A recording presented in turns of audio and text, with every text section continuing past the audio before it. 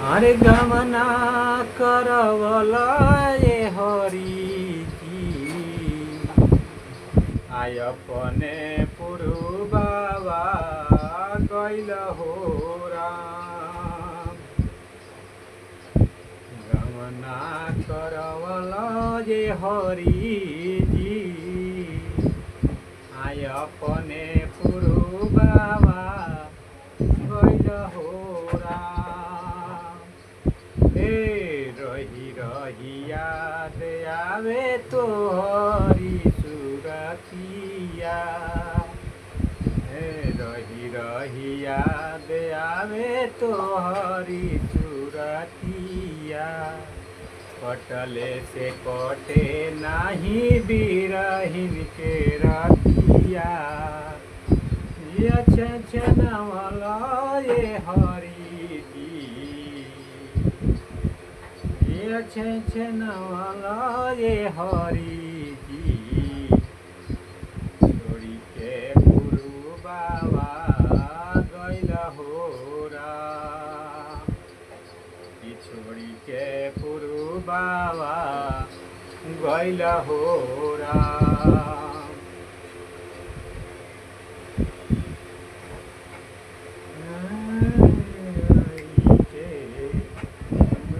भुला गैल आवते लुगाई के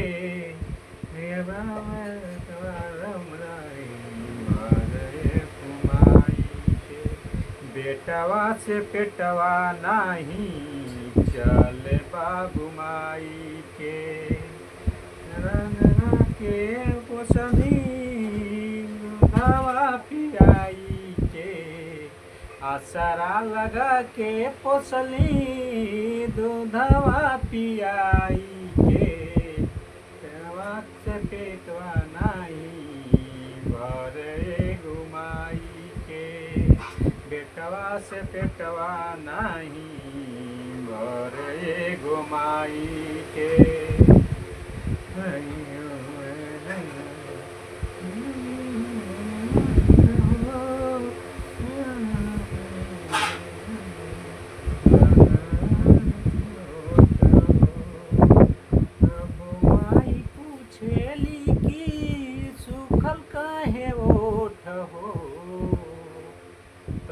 माई पूछेली कि सुखल काहे ओठ हो। आ वही माई के मारो ताड़ो दिलवा पे चोट हो। वही माई के मारो ताड़ो दिलवा पे चोट हो।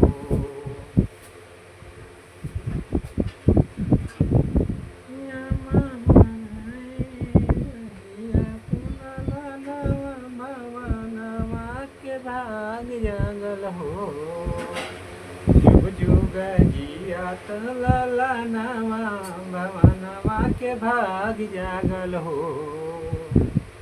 ललना कहावा में नामा के भाग जागल हो। ललना का लल होई है खिला के दीपत मनवा में आस लागे हो। ललना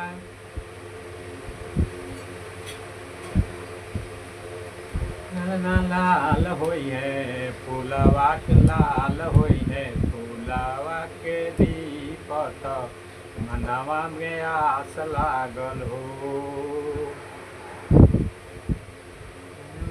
आस लागल हो। ललना लाल होई है ललना लाल होई है। फूलवा के दीपत मनवा में आस लागल हो।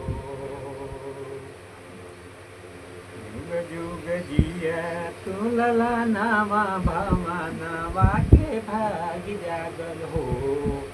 ललना कहावा में होखेला बधइया दुअरवा हो के सोहरी हो। ललना दुआरा पे बजेला बधइया अगनवा हो के सोहरी हो। दोस्तों आप लोग लाइक कमेंट सब्सक्राइब जरूर करिए। हमारे चैनल को फॉलो जरूर करिए। फिर मिलते हैं हम नेक्स्ट ब्लॉग की वीडियो में। तब तक लिए बाय बाय दोस्तों।